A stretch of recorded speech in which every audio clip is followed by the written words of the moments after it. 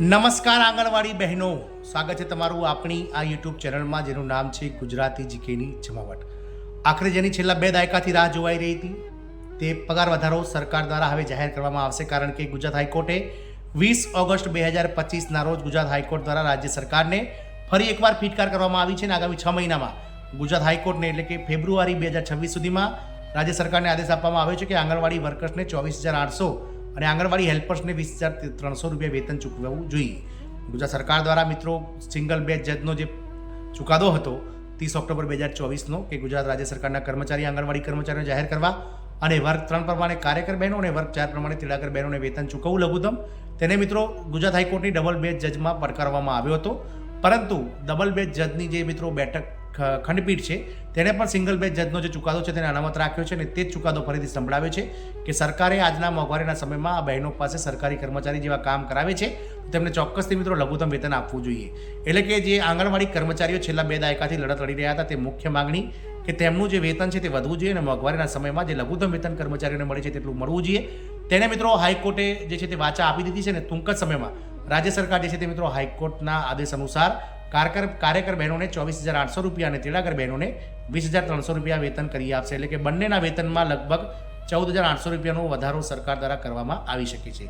તો મિત્રો જાણીએ વિડીયોમાં વિગતવાર કે ગુજરાત હાઈકોર્ટનો જે ચુકાદો છે તે ચુકાદો શું છે અને આ ચુકાદાને આધીન રાજ્ય સરકાર હવે આગામી શું પગલાં લેશે, શું હશે આગળની ગુજરાત સરકારની રણનીતિ, તેને લઈને વિડીયોમાં વિગતવાર ચર્ચા કરીએ. તો વિડીયોના અંત સુધી આ બન્યા રહો અને જો ચેનલમાં તમે નવા હો તો ચેનલને લાઇક, શેર અને સબસ્ક્રાઇબ કરવાનું ભૂલશો નહીં, જેથી કરીને ચેનલ પર મૂકવામાં આવતા આવા આંગણવાડી પગાર વધારાના સમાચારો તમને સરળતાથી ઉપલબ્ધ થઈ જાય. તો હાઈકોર્ટે ચુકાદો આપી દીધો છે મિત્રો કે હાઈકોર્ટ દ્વારા આપ સૌ જાણો છો તે પ્રમાણે 30 ઓક્ટોબરના રોજ પણ ચુકાદો આપી દેવામાં આવ્યો હતો અને ફરીથી 20 ઓગસ્ટે ડબલ બેચ જજે પણ ચુકાદો આપી દીધો છે. એટલે કે ગુજરાત હાઈકોર્ટ દ્વારા હવે ગુજરાત સરકાર દ્વારા જે હાઈકોર્ટમાં જે પડકારો ફેંકવાના હતા કર્મચારીઓ સામે તે ફેંકી દીધા છે અને બધી જગ્યાએ સરકાર નાપાસ થઈ ગઈ છે. એટલે કે સરકાર જે છે તે કેસ હારી ગઈ છે. પરંતુ હવે સરકાર પાસે શું મિત્રો હથિયાર છે તે જાણીએ. તો આપણે અગાઉ પણ આપણા વિડીયોમાં વાત કરી હતી કે મિત્રો સરકાર જે છે રાજ્ય સરકાર કે સિંગલ બેચ જજનો જે ઓર્ડર છે તેના સામે ડબલ બેચની જે જજ છે તેની સામે મિત્રો આપ અરજી કરી શકે છે અને અરજી કરી હતી સરકારે અને સરકાર એ અરજી પણ હારી ગઈ છે. તો હવે આગળ સરકાર શું કરશે તો પહેલાં જાણીએ કે ગુજરાત હાઈકોર્ટે શું ટકોર કરી છે સરકારને. તો હાઈકોર્ટે રાજ્યની આંગણવાડી બહેનો માટે એક મહત્વપૂર્ણ નિર્દેશ આપ્યો છે.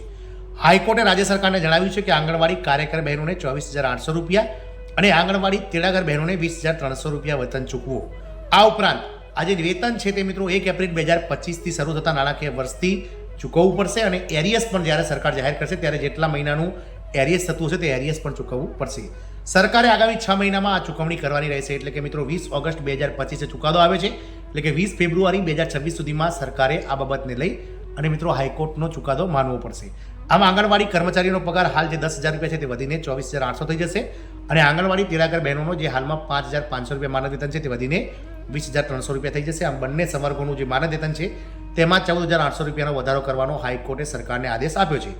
તો શું સરકાર હાઈકોર્ટનો આદેશ માનશે? તો એક આ યક્ષ પ્રશ્ન છે, કારણ કે ગુજરાત હાઈકોર્ટે 30 ઓક્ટોબરે પણ ચુકાદો આપ્યો હતો પરંતુ સરકારે કોઈપણ જાતનો મિત્રો આનાકાની કરી હતી અને કોઈપણ જાતનો વધારો કર્યો ન હતો. પરંતુ જ્યારે હવે ગુજરાત હાઈકોર્ટની ડબલ બેચ જજે પણ ઓર્ડર આપી દીધો છે, એટલે ગુજરાત સરકાર પાસે હવે હાઈકોર્ટના દરવાજા બંધ થઈ ગયા છે. એટલે હવે સરકાર શું કરશે તો એના માટે મિત્રો આપણે એક જૂનો કેસ ગુજરાત હાઈકોર્ટ સરકારનો એક કેસ યાદ કરીએ. તો આપ સૌ બહેનો જાણો છો તે પ્રમાણે ગુજરાતમાં હાલમાં અલગ અલગ વિભાગમાં જે નવી ભરતી થાય છે તેમાં જે નવા ઉમેદવારો મિત્રો સિલેક્ટ થાય છે, નવનિયુક્ત જે કર્મચારી હોય છે તેમને 5 વર્ષ ફિક્સ પગારમાં રાખવામાં આવે છે. એટલે કે ગુજરાતમાં જ આ અંગ્રેજ અમલદારશાહી જે કહી શકાય તેવી ફિક્સ પ્રથા છે, બાકી ક્યાંય નથી. તો આ જે ચુકાદો છે તેના લઈ અને મિત્રો વર્ષ 1998માં શંકરસિંહ વાઘેલા સરકાર દ્વારા આ ફિક્સેશન પ્રથા ચાલુ કરવામાં આવી હતી, જેને લઈ અને મિત્રો ઘણા ખરા ઉમેદવારો જે છે તે મિત્રો નવા નોકરી લાગ્યા અને તેમણે એક યુનિયન બનાવીને હાઈકોર્ટમાં કેસ દાખલ કર્યો.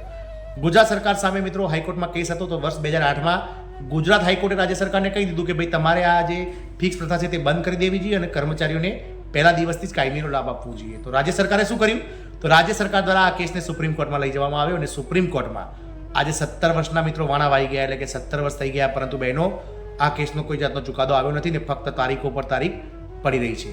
તો એક પ્રશ્ન એ થઈ શકે કે મિત્રો શું રાજ્ય સરકાર ગુજરાત હાઈકોર્ટનો ચુકાદો માનશે કે પછી કેન્દ્ર સરકારનો આ પ્રોજેક્ટ છે ICDS પ્રોજેક્ટ, તો કેન્દ્ર સરકારને અનુલક્ષીને આ કેસને હાઈકોર્ટ સુપ્રીમ કોર્ટમાં લઈ જશે.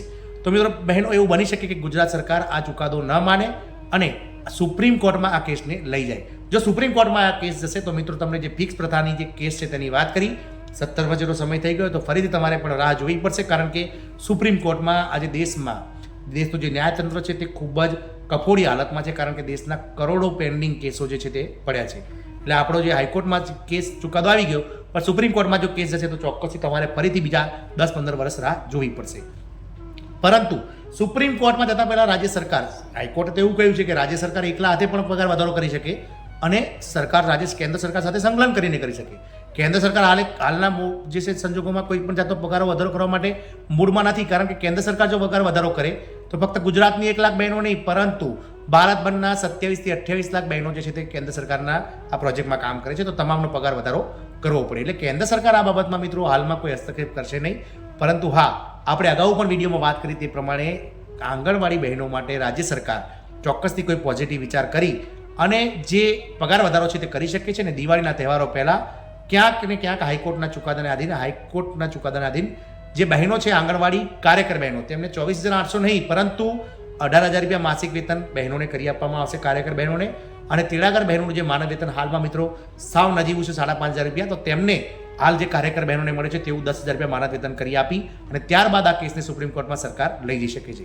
જો સુપ્રીમ કોર્ટમાં આ પગાર વધારો કર્યા બાદ સરકાર કેસ લઈ જશે, ચોક્કસથી સરકારનું પલ્લું ભારે રહેશે, કારણ કે સરકાર દ્વારા એવું બતાવવામાં આવશે કે ભાઈ ICDS પ્રોજેક્ટ જે છે તે કેન્દ્ર સરકારનો છે, જેમાં 60% માનદ વેતન કેન્દ્ર સરકાર આપે છે, જેમાં વર્ષ 2018થી કેન્દ્ર સરકારે કોઈ પણ જાતનો પૈસા વધાર્યા નથી અને રાજ્ય સરકાર અવારનવાર પૈસા વધારતી હોય છે. છેલ્લે વર્ષ 2022માં પણ વધાર્યો હતો અને આજે 3 વર્ષ પછી સરકારે ફરીથી પૈસા વધાર્યા છે. તો કેન્દ્ર સરકારનું પલ્લું રાજ્ય સરકારનું ભારે થશે અને સુપ્રીમ કોર્ટમાં આ કેસમાં તારીખ કેન્દ્ર સરકારના લીધે પડતી રહેશે. તો આગળની ગુજરાત સરકારની રણનીતિ આવી હોઈ શકે કે મિત્રો તેઓ કેન્દ્ર સરકારની સમકક્ષ સાથે લઈ સંકલન સાધી અને આ કેસને સુપ્રીમ કોર્ટમાં લઈ જાય છે. એક રસ્તો આ બની શકે, ડાયરેક્ટ સુપ્રીમ કોર્ટમાં જઈ શકે. બીજો રસ્તો એવો હોઈ શકે કે જેમ ગુજરાત સરકારના જે આંગણવાડી કર્મચારી યુનિયનો દ્વારા છેલ્લે ઘણા વર્ષોથી 18,000 રૂપિયા કાર્યકર બહેનોને, તેડાગર બહેનોને 15,000 રૂપિયા માનદ વેતન કરી આપવાની વાત ચાલે છે, તે પ્રમાણે ગુજરાત સરકાર 10,000 રૂપિયા માનદ વેતન તેડાગર બહેનોને અને 18,000 રૂપિયા માનદ વેતન કાર્યકર બહેનોને કરી આપી અને ત્યારબાદ સુપ્રીમ કોર્ટમાં કેસ લઈ જઈ અને પોતાનું પલ્લું ભારે કરી શકે છે. બીજું એક વાત છે કે શું રાજ્ય સરકારના કર્મચારી જાહેર કરવામાં આવશે? તો આ વસ્તુ મિત્રો શક્ય નથી, કારણ કે ICDS પ્રોજેક્ટ એ કેન્દ્ર સરકારનો પ્રોજેક્ટ છે, રાજ્ય સરકાર ડાયરેક્ટ ભરતી કરતી નથી. જો રાજ્ય સરકારના કર્મચારી બનાવવા હશે તો મિત્રો સરકાર દ્વારા અલાયદું એક ભરતી બોર્ડ હશે, જેમાં ગુજરાત ગૌણ સેવા પસંદગી મંડળ હોઈ શકે, GPSC હોઈ શકે કે કોઈ પણ મિત્રો પંચાયત સેવા પસંદગી બોર્ડ હોઈ શકે. આવા બોર્ડ પાસે મિત્રો ભરતી કરાવવી પડે અને ડાયરેક્ટ આ રિક્રુટમેન્ટ જે થઈ રહી છે તે ડાયરેક્ટ રિક્રુટમેન્ટ સરકાર ના કરાવી શકે. એના માટે મિત્રો જેમ વિવિધ ભરતીઓમાં જે સ્પર્ધાત્મક પરીક્ષાઓ આવે છે, કોમ્પ્યુટર ટેસ્ટ આવે છે, આ તમામ જે છે તે ટેસ્ટ લીધા પછી જ મિત્રો સરકાર આ સરકારી કર્મચારી તરીકે આ બહેનોને જે છે તે નવી ભરતીઓમાં કરી શકે છે. તો ગુજરાત હાઈકોર્ટનો જે ચુકાદો છે તેને લઈને મિત્રો આપણે આ ચર્ચા કરી. તો આપણી તો આશા એવી જ છે કે સરકાર દિવાળી પહેલાં જ મિત્રો જે છે તે કાર્યકર બહેનોને 24,800 રૂપિયા અને તેડાગર બહેનોને જે છે તે 5,500થી વધારીને 20,300 રૂપિયા માનદ વેતન કરી દે. પરંતુ આ વિડીયો બનાવવાનો હેતુ એટલો હતો કે હાલ જે બહેનો છે તેમાં ઉત્સાહ તો ચોક્કસથી નવો પ્રાણ પુરાઈ ગયો છે પગાર વધારો સાંભળી, પણ રાજ્ય સરકાર જે છે તે પોતાની રણનીતિ જે છે તે કરી અને આગળ ચાલશે, એ ચોક્કસ છે મિત્રો. જય હિન્દ, અસ્તુ.